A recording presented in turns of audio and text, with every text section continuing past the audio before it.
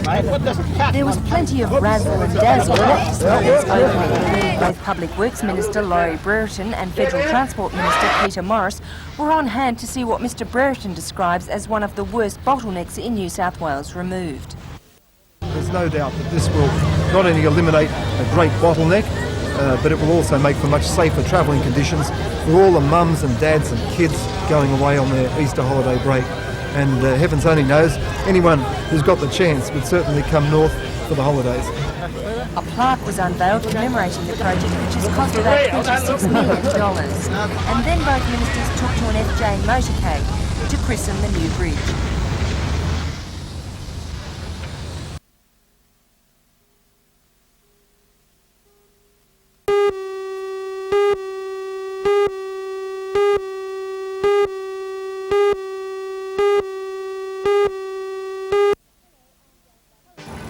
Hello, I'm Jane Button. Tonight I'll be reporting on the opening of the new Hexham Bridge. Public Works Minister Laurie Brereton says it removes one of the worst bottlenecks in New South Wales. For all the news, Join us tonight at 6.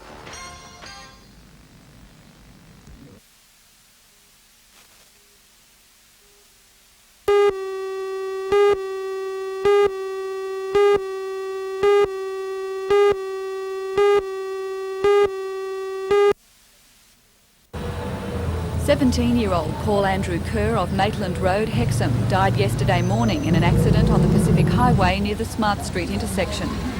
Police say the driver of a parked car opened his door just as the cyclist was passing. The youth was knocked into the path of a semi-trailer. He died almost instantly. Police say tests on the car door indicate it had been opened only a short distance. Police expect to take action against a 38-year-old man from Marks Point. The tragedy has sparked a response from the Newcastle Cycleways movement. It is calling for all parking lanes through Charlestown to be converted into bus and cycle lanes until a bypass of Charlestown is built. While this may prove impractical, Newcastle police say there needs to be a greater understanding of the law as it relates to cyclists. If the roadway is not multi-lane, then the law requires them to travel as near as practicable to the left-hand side of the carriageway. If it is multi-lane, then they can travel in whatever lane that they choose, and whilst within that lane they can take up any part of the lane that is required by them. Now, in commanding a lane like that, can you see any problems arising? Yes, I suppose the problem with commanding a lane is that because bicycle riders are a much slower vehicle than the general traffic, it does tend to hold up the traffic, and drivers do become impatient. But that's not to say that they haven't got the right to do that. Police say they are also concerned that many cyclists are failing to wear protective clothing. This afternoon I spotted 19 bike riders between Cooks Hill and Charlestown, and not one was wearing a helmet. Police say they are not required to by law, but the helmets do provide a better degree of protection.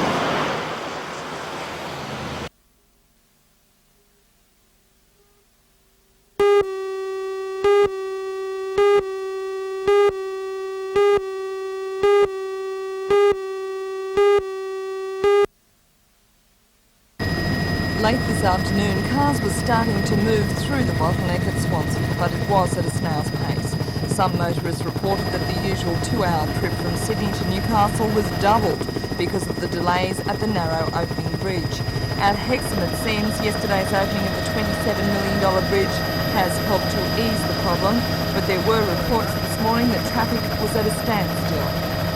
There was a reprieve for those delaying weary motorists at Charlestown with the Lions Club's Driver Reviver stop.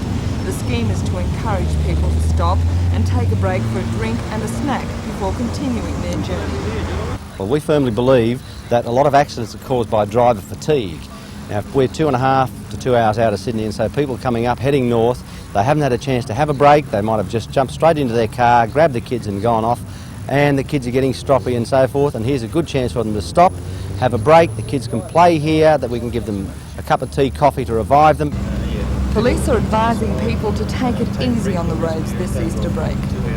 Have children fully restrained in the rear seats of the car and keep all the limbs inside the vehicle. And I think things like if they're doing a day's work before they start off on their trip for Easter, make sure they're fully rested first. Don't drive longer than about 2 hours before they have a rest period. These kind of things I think are just as important these days as watching the speeds and also drink and driving. Another thrust of the police campaign is the random breath testing units, with all police vehicles equipped with RBT gear. The new slant radar system will be out in force over the weekend, and officials say police presence will be at a maximum.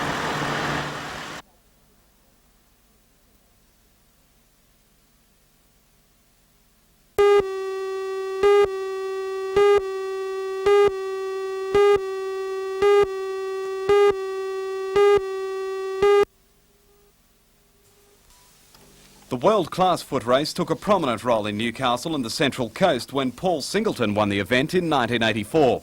Paul was then based at RAF Williamtown, but now hails from the Central Coast. This year, Steve Proudlock, who won the gift in 1978, is expected to provide strong competition. David Marshall is also expected to perform strongly in the veterans events. A total of 698 competitors are running in this year's carnival, which features 2 veterans age groups and 17 events in the open section. And of course, everyone will be eager to share in the prize money, which this year stands at more than $75,000. We pick up the action of the final of the stall gift live on NBN at 3 o'clock on Monday afternoon.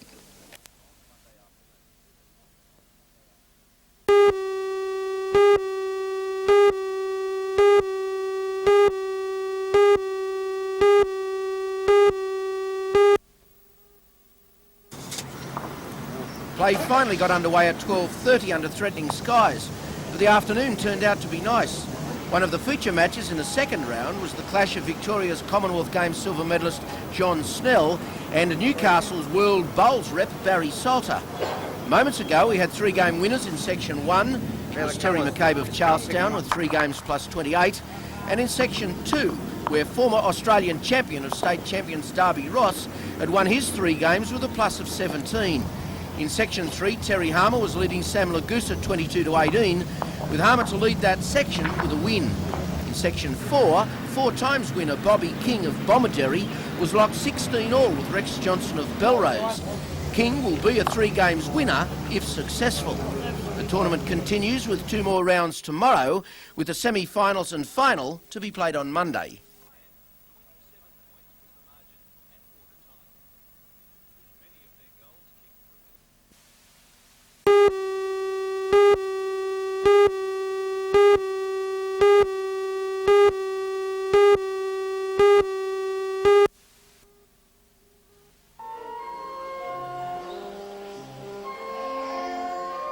Services around the Hunter, like this one at St Paul's Church in Stockton, were packed as people flocked to celebrate the resurrection. A special feature was a resurrection garden made by members of the congregation from items found on Stockton Beach. The church's youth made their presence felt with some superb church music.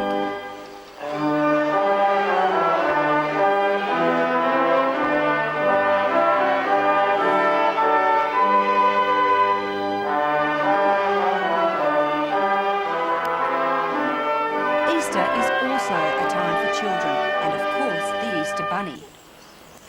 12-year-old Sharon Genge and her sister Hope shared their Easter eggs with their pet baby white rabbits. However, the real Easter Bunny hopped along to the Mater Hospital to cheer up some young patients. Oh, lovely. But both the religious significance or the fun of having Easter eggs went right over the head of newborn baby Jason Wallace. Jason was one of the first Easter babies born in the area at the Western Suburbs Hospital, and he just wanted to be left alone to sleep.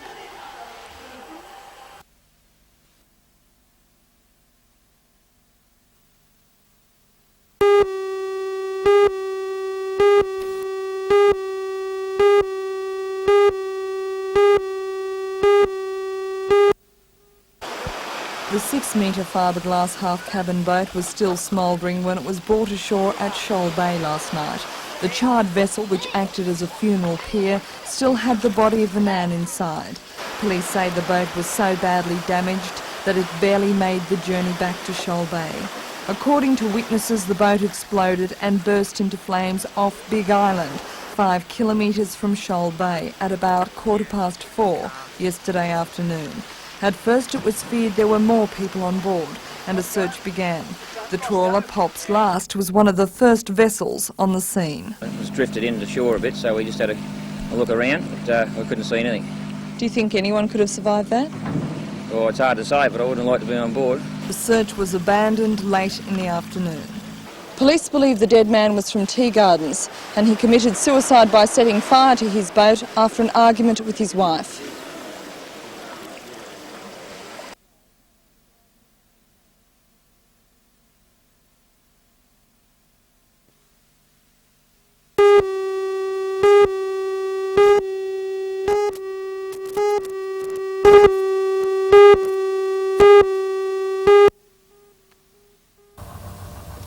Peterson's winery nestles in the foothills of the Mount View range. Its 12 hectares produce 5 grape varieties: Chardonnay, Hermitage, Cabernet, Pinot and Semillon. But the success of this small family winery almost began by accident. Ian Peterson started out in 1970 breeding cattle, but was soon convinced by Department of Lands and Agriculture officers and his neighbour Harry Tulloch to switch to growing grapes. The winery's first harvests were sold to McWilliams Wines. Since then, Peterson's has begun producing its own wines which have won several gold medals and gained a prominent reputation. It's only a small concern compared to its competitors, producing 50,000 bottles a year, but its operations are expanding. The company has just bought the Winery winery near Rothbury, which the Petersons hope to use to produce their wines for the export market, a market the company is just beginning to enter. As for this year's vintage, Ian Peterson says it's been extremely pleasing. None of the vineyards have had a season like this where we've had picks so late. But as far as we are concerned, we get our very good grapes because of the soil types that they're on. 3 different kinds of soils. And what about the export market? Are you trying to make a push towards that in the coming years? My son Colin has bought Winery Winery with a view to trying to enter the export market. He's overseas at the moment, and he's in New York and going to England with a view to trying to develop it. We think it's a very good potential. We've had a lot of people from overseas wanting to import our wines. So basically then, what's the philosophy behind Peterson's Winery? Peterson's Winery tries to make very good wines in small quantities. That's our philosophy, at a right price for everybody.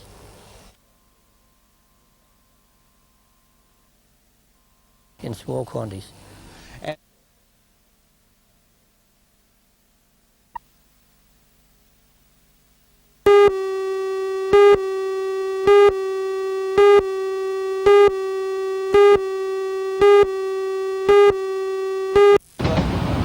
Dairy farmers throughout New South Wales are concerned that the cheaper Victorian milk prices could put more of them out of business.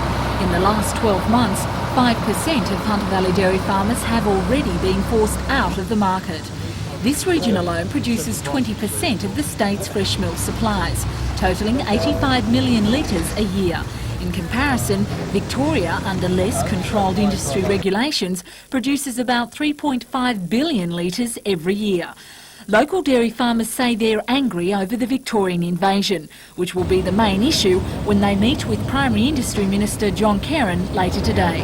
Well, specifically now that the Victorians have come in with their milk into our market, we will be up in arms about that, because that was the purpose of the levy, of our acquiescence to the levy, was that the Victorian milk not come into New South Wales. Now they've broken this agreement, and I would say there'll be a lot of very angry farmers at Singleton to see Mr Kerrin.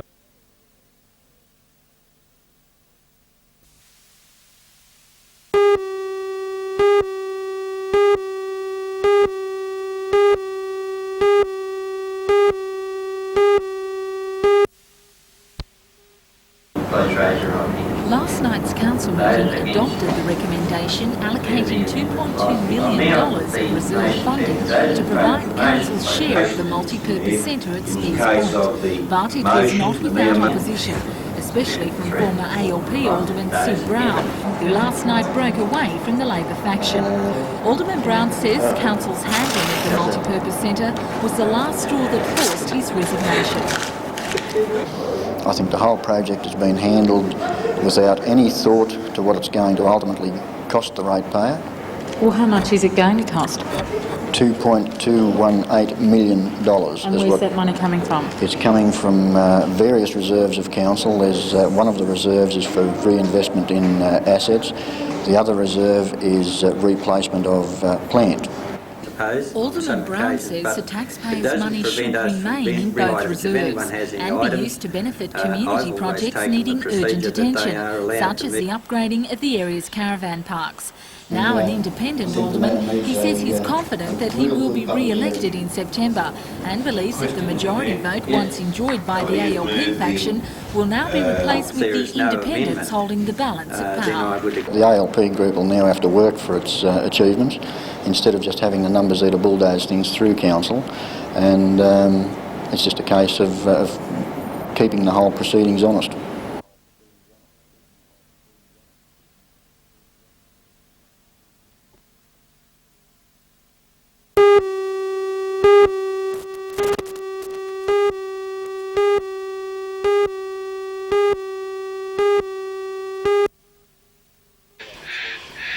Cottage at Merivale is a residential training home for intellectually disabled adults. For the 8 residents, it's an alternative to an institution, but that might soon change. From the 30th of this month, interim funding provided by the New South Wales Department of Health runs out, and as the program doesn't even come under the umbrella of any government authority, the residents will be homeless. Last week, health and welfare officers, supporters and relatives met in Newcastle to decide urgent action. Gaining support from retiring member for Newcastle Arthur Wade, a delegation was last night elected and will meet with the Premier Barry Unsworth next week.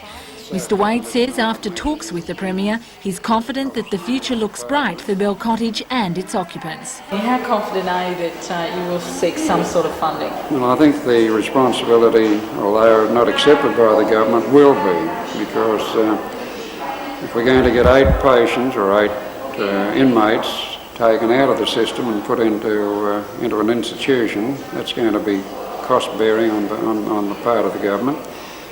Present, it's not costing the New South Wales government anything to have the people trained and being able to be put back out into the community.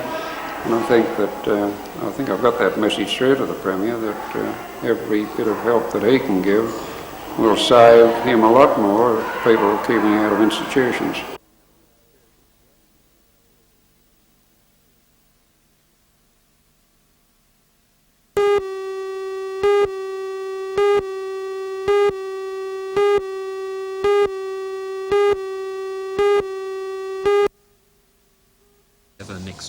The rumours have been flying thick and fast about which site will be chosen by the federal government for the construction of the submarines. But John McNaughton denies that next month's decision is a foregone conclusion. We hope to demonstrate to the Prime Minister that we're really interested in the project, we want it in Newcastle, and that we demonstrate to him that we expect it to come here. These are just some of the statistics the delegation will put to the Prime Minister. 1,300 jobs will be created for the initial development of the site. These jobs will last for the duration of the 2-year project. The actual construction of the subs will last for 11 years and generate some 1,700 jobs within the industries and feeder organisations. This would be the same number of people employed if a new aluminium smelter such as Curry or Tomago was built. There's also the possibility of gaining maintenance contracts, which could last another 20 years. A spokesman from the Submarine Task Force believes that economics will win out over government promises, and that if South Australia wins the lucrative contract, we won't see much of the work on the East Coast. Alderman McNaughton says that he expects a good hearing from the Prime Minister, and he doesn't believe he's left the run too late. Not at all. The Submarine Task Force has had a carefully organised plan along the whole of the time. They've thought about it carefully what their program is, and the program has been implemented accordingly.